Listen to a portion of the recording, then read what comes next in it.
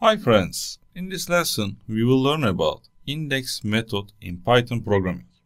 The index method returns the index number of first occurrence of a character or substring in a string.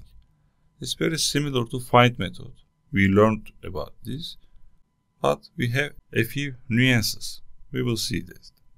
So in my message, I want to find the index number of, for example, index 2 here. So I run it. You see, at my first index, I have my second element. It's true. It's super. The difference between find method and index method, if the character is not found in find method returns -1. But index, no. Index raises an error. So I want to check, for example, 7 here in my message. I run it. You see value error, substring not found. So instead of index, if we use find method, it will return -1.